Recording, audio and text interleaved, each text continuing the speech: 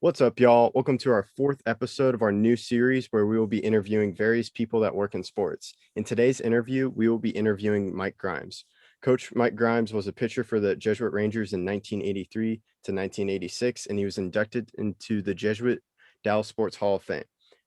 After graduating from Jesuit, Coach Grimes was selected in the 20th round by the San Diego Padres, but he attended the University of Michigan. At Michigan, he was a 3-year starter with a record of 22 wins and only 5 losses, and he is the 9th winningest pitcher in the program history. He was then drafted by the Oakland Athletics in the second round of the 1989 draft, competing in the minor league system from 1989 to 1992. In 1992, he was selected by the Colorado Rockies in the 1992 expansion draft. Now he is a coach for the Jesuit Rangers baseball team, which is off to a great start. Thank you, Coach Grimes, for joining us. It's great to have you here. Thanks for having me. I'm really happy to be here, guys. So what we hear about how the minors are right now, what was your experience in the minors?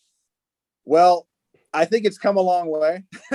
When I was drafted in 89 and my very first stop was Medford, Oregon, which is in a league called the Northwest League. And it's really a league for newly drafted college players. Mostly it was all college guys. The high school guys that got drafted were generally sent to a different place. So, I bet you the baseball is pretty much the same, the competitive nature of it, the talent and all that kind of stuff. But I think what's come a long way is the travel conditions, the facilities, the hotels and motels. It was not unusual for our bus to break down on a trip, and because you're playing every single night, either you're at home or you're on the road, but there's really maybe one off day per month. So it's all about baseball. So my team was in the southernmost part of Oregon, and we would have to sometimes travel to the northernmost part of Washington, which is like a 10-hour bus trip, and you're playing the next day.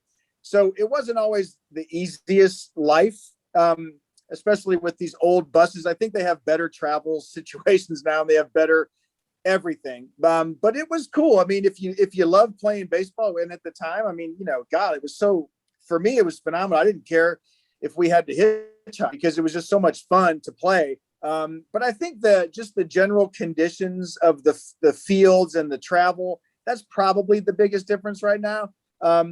I think the talent is probably around the same, though.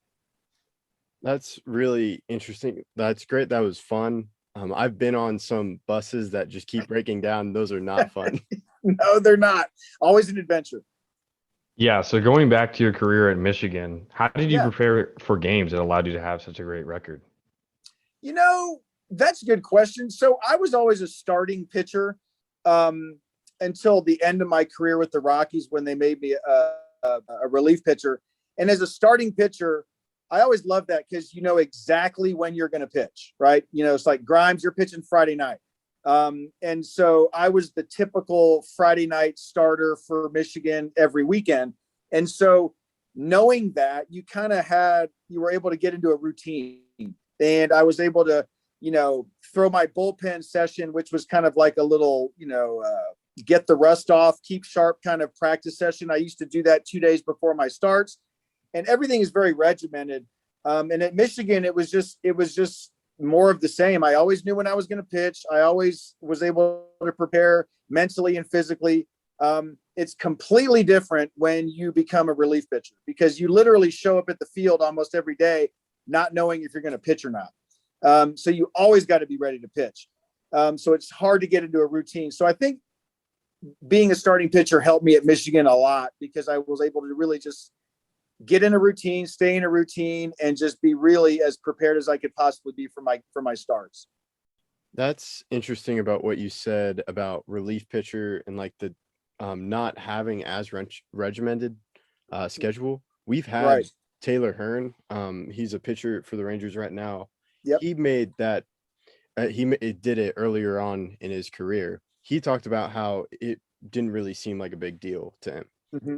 It's interesting. Yeah, well, so everybody's different. I mean, when the Rockies took me in the expansion draft and I went over to Colorado, it was a whole different system, whole different coaching staff, whole different everything. And they said to me right away, they said, "Hey, we'd like to put you in the bullpen." And, not necessarily as a closer, but as a guy that can kind of throw those middle innings if a starter was having trouble, which was fine. But I mean, it took the whole routine out of it. So I wasn't really ever throwing my little midweek bullpen session to work on things.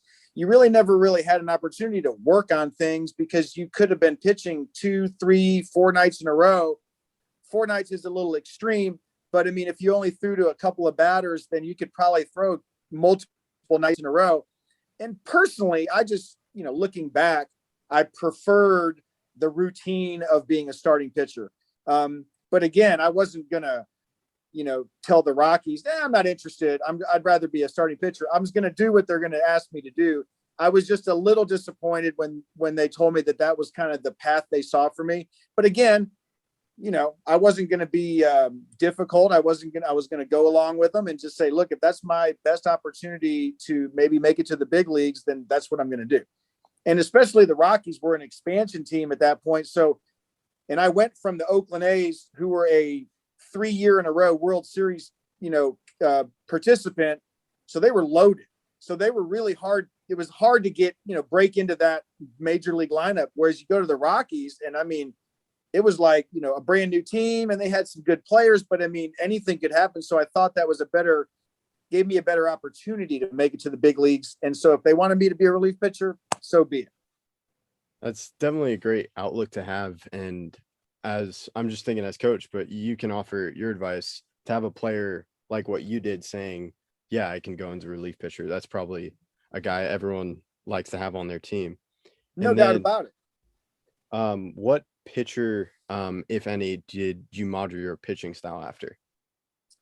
Yeah, it's interesting. So when I was a kid, and I'm going to probably say a name or two that you've never heard of, but when I was a kid and I started to even pitch like as a 6, 7, 8-year-old, with my dad out in the front yard, there was a pitcher for the Baltimore Orioles who I believe is in the Hall of Fame. I mean, he was really good. His name is Jim Palmer. And I think he started his career in the 60s. He pitched all the way through the 70s and then maybe part of the 80s, but he had a long career. And I just remember liking just the way he pitched, the way he looked when he pitched. He had kind of a little bit of a funky delivery, and it just something about the way he pitched I liked. So as a kid, I really tried to model that. And then as I became older and, kind of developed my own style, there was a pitcher named Greg Maddux in the 80s and 90s, who you may have heard of. He's definitely a Hall of Famer. I think he won 6 Cy Young awards for the Cubs and the Braves, but I tried to model the way he pitched, not necessarily the physical, the way he looked when he pitched, but the way he attacked batters, because he was never a power pitcher. He would just change speeds and change locations. And he was more of like a surgeon. He would never blow anybody away. And I threw harder than Greg Maddux when I was in high school, but he was just such a surgeon on the mound that he just would just frustrate guys. And I love just to watch so I learned from him how to like attack batters instead of just rear back and throw it as hard as you can and hope for the best. He would have a plan, and he was the guy that kind of helped me learn how to become a pitcher and not a thrower. Yeah, I recognize Jim Palmer's name, but I definitely know Greg Maddux. And I had to Google this one. He won 4 consecutive Cy Young awards. Okay, so he won 4 in a row. Maybe he won 1 or 2 more later, but 4 in a row is pretty ridiculous. And then the Cubs traded him or let him go to the Braves, which was almost hard to believe because he just went to the Braves, and I think he just kept winning Cy Young. So anyway, that's another story. But yeah, Greg Maddux actually for a year or two was like a special assistant with the Rangers a few years ago because his brother was the pitching coach, Mike Maddux, who was another big leaguer, not nearly as successful as Greg, but he was a 15-year big league pitcher. And when I can't remember when Jeff Bannister maybe was the head coach here, I believe Mike Maddux was his pitching coach at the beginning, and then whatever he ended up, leaving. But anyway, the Maddux family, great pitchers. Yeah, that's a great person to model your game after. Totally. So was there a coach or a mentor in your life that influenced you to try coaching after you retired? That's a good question. when I finished playing minor league baseball, like the last thing on my mind was to go coach somewhere. I think when I first got out of baseball, when I was 26, 27, I was just kind of, well, I had some injuries and that kind of helped make my decision to leave and retire. But I was just kind of burned out. I love baseball, but I just didn't want to jump right into a coaching career. Like a lot of guys have that plan way in the back of their mind. Like whenever I stop playing, I'm going to jump it right into coaching. Like Coach Jones, our varsity head coach here. He's been coaching baseball since the day he left college. But for me, I just needed to kind of jump away from it. And then over time, I got reconnected with people like Coach Jones, because Coach Jones and I, when we were growing up in high school and junior high, we played on the same summer league team.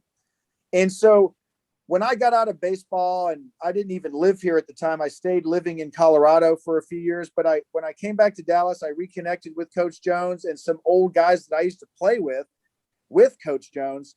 And those guys were all coaches, and they still are. And so I guess I started to get that taste back, that I just wanted to get back out there. And then of course, some old friends started to have kids, and they're like, Hey, Mike, would you help teach my 7-year-old the fundamentals of pitching?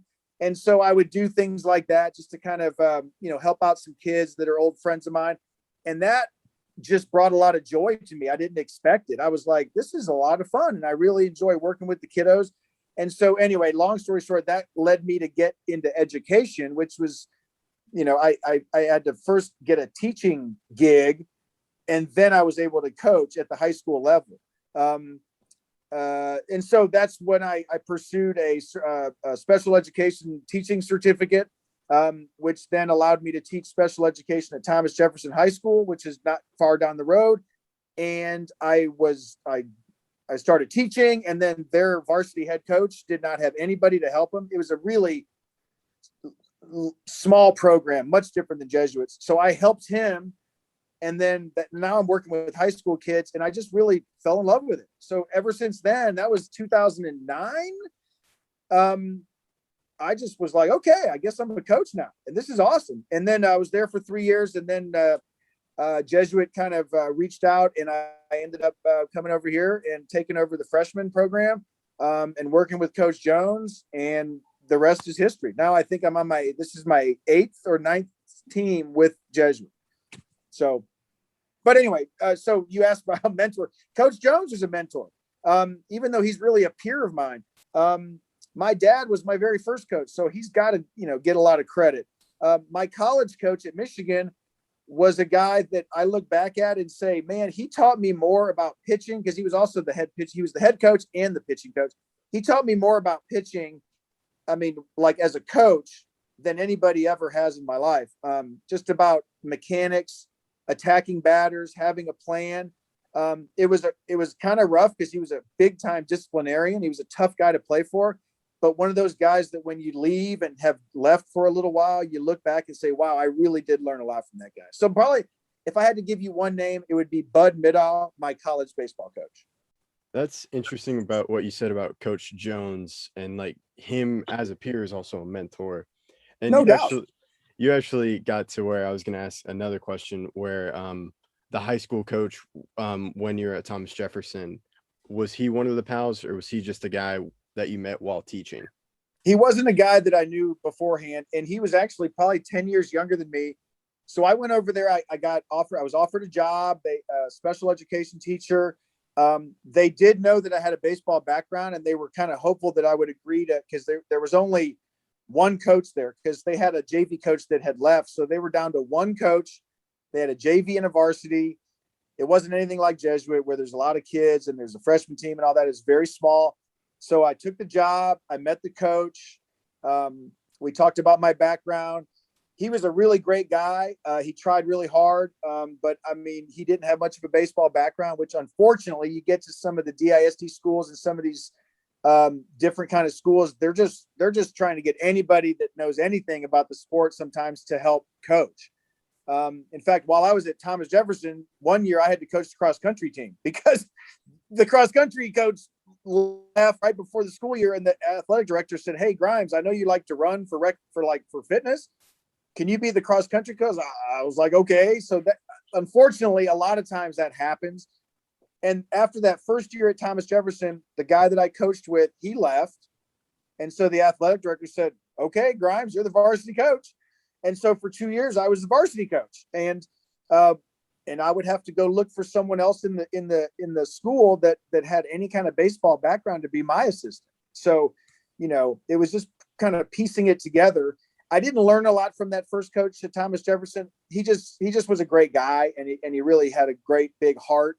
And unfortunately, the talent over there's just really not a lot. So it was more like just giving kids an opportunity to do something that they enjoy doing. But nobody was off going to play college baseball. Nobody was getting drafted. It wasn't that kind of deal. It was a whole different kind of thing. But I do look back and I had 3 great years there. It was phenomenal. I learned a lot, and those kids really did have a good time, because it was not the easiest school to go to if you're a student, So at one point you were the cross country coach, varsity baseball coach, and a teacher, special ed teacher. Yep, that's right. I mean, it's just, you go to some of these schools where they have very limited resources. They have, they're just begging people to help coach if they have any kind of background.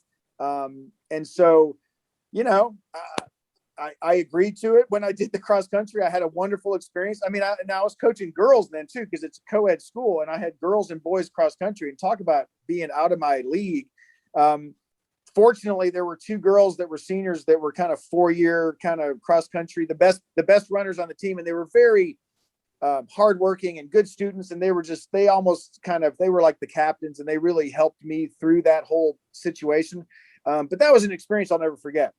I had to literally, I was YouTubing, what kind of practices we should be doing. I mean, it was ridiculous, actually. But I mean, it was fun. We kind of gelled together. We had a great experience. And a couple of the girls actually made it out of district to the regional races. And so no thanks to me, but just the hard work that they put in. So it was really a fulfilling, a rewarding experience. But that's the condition of some of the schools in the DISD right now. That's an incredible just story about balancing the time. And then you mentioned something about Michigan that stuck out to me. Your head baseball coach was also the pitching coach, right? And it kind of goes to show how baseball has changed. Yep. What changes do you see in high school pitchers today compared to when you were pitching in high school? So the easy answer would be, so many kids throw the ball harder than they used to. So used to be, there would be a handful of guys maybe in a city like Dallas, in the high school baseball scene, that you all knew about because they threw 90 miles an hour, right? That was the measuring stick. And now, I mean, not like Jesuit. We don't have anybody at Jesuit right now that throws 90 miles an hour. We got guys that are pushing that, they're close. It's not like, and really it's just a number.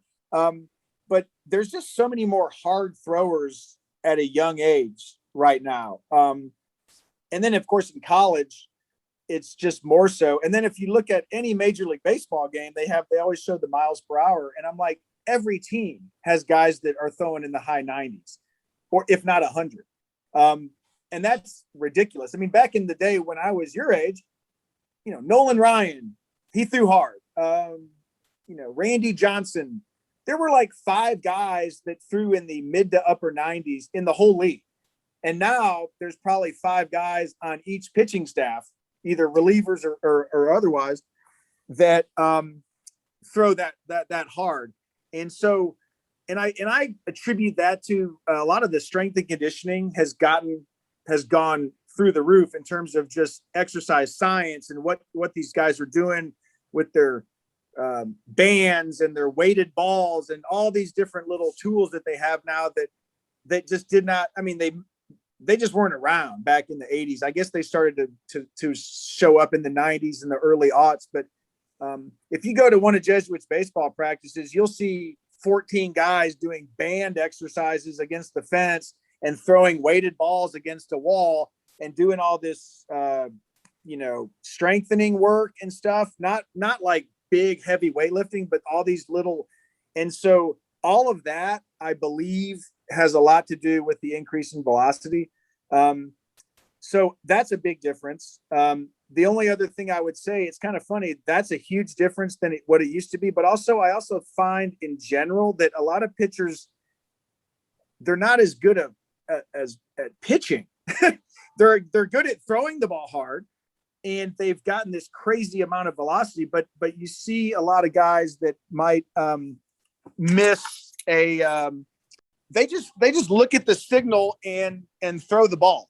And it's like they don't really have any rhyme or reason to it. And so kids aren't learning how to pitch as well, I think, as they used to. So there might be, they're just looking for a signal, and they're going to, look for a number one, throw a fastball as hard as they can, and then go on to the next pitch.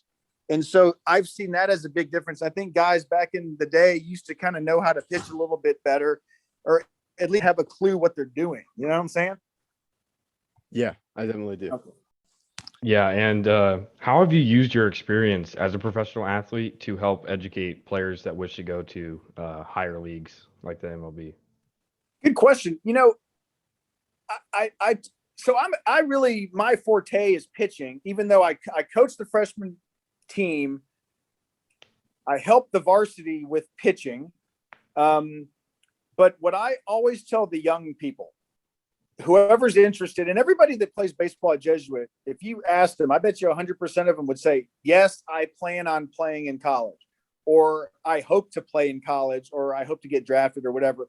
And so the thing that I try to instill in them is there's a few things that are kind of like stock answers. Like, yeah, you should come to work every day and or come to practice every day and work hard. That's a no-brainer. But I tend to focus on the pitching. And I say, guys, if you want to play on the varsity one day, if you want to play in college one day, sure, you've got to have decent stuff. You got to throw the ball. You got to be able to get guys out at the plate. But then there's so much more to pitching. You've got to manage base runners. If you walk a guy and he goes to first base and you're the worst guy in the world at managing base runners, then those guys are going to steal bases on you all day long. And that's the pitcher's fault. And so you've got to learn how to become a good pitcher in the stretch when there's guys on base, so they're not just stealing left and right on you. Same goes for fielding your position. You better bounce off the mound and be able to field a bunt and know where to go with the ball and back up a base if there's a double in the gap and there's a man on first. You got to know where to go. And those are just mental things. And that's what I tell the kids all the time. Those are mental things that you should get that right 100% of the time, because those are just mental things. You're going to physically give up a home run once in a while. You're going to walk a guy. You're going to hit a guy.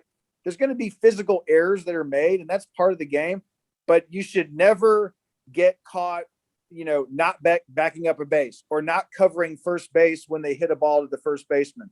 Those little things that make a pitcher a complete pitcher. Does that make sense? Oh yeah, that definitely makes sense. And just to ask another thing, I know he's not a pitcher, but Jordan Lawler, has he ever come to you when he's facing an opposing pitcher and going like, hey, what are you seeing that I'm not seeing? Or, you know what? That's a good question. And boy, I wish that he would, but he never has. With me personally, he may have talked to Coach Gavin or Coach Pointer, or Coach Jones. But he seems to always have, obviously he's very gifted, but also, he's got all these physical gifts, which is tremendous, but it's his mental makeup that makes him different. I mean, yes, he can run faster than everybody on the team. He's probably got more power. He's got smooth hands. He's got all of the above. But he's never asked me about how to approach a hitter. A pitcher. But if he did, I'd certainly give him my opinion. But, he just is so on another level, mentally. And he just doesn't, I don't think he needs to see or to get my opinion. He just has such a good approach. He watches the pitchers in their warm-up pitches. He does everything that you would ever ask any high school baseball player to do. He's a great teammate. He's always kind of loose and he's laughing and he's cool with everybody, but he's always paying attention. And so, I think that he has a plan going up to the plate every single time based on what he's seen the guy do, how he's been, attacking other batters. So he's a coach's dream because he does all that without you even asking him to, or telling him that that's probably a good idea to do that, which we try to teach our kids, walk up to the plate, have a plan. You should have been watching the pitcher, see what kind of fastball, what does he throw, change up, curveball, slider, whatever. Let's see how he attacks other batters, maybe with 2 strikes. Does he always go to the breaking ball? All these little details. You don't ever have to worry one bit that Jordan Lawler knows that what's going on, right? But, you never know. If I see something, I won't ever ask for anybody to ask me. I won't wait for someone to ask me. I'll just say, hey, look, just don't forget, you're 0 for 2 with 2 strikeouts, and you've struck out on 1-2 sliders both times. So, I'm not trying to tell you something you don't already know, but I'm just reminding them, maybe you should look for a slider to hit the right field or something like that. You know what I'm saying? Yes. And thank you again for doing the interview. We appreciate Absolutely. it. And we hope the freshman team does well. So does the varsity. And I was watching the game against Richardson. I just remembered when one throwing error, as you mentioned, they would all come back up to watch in case the throw was off error.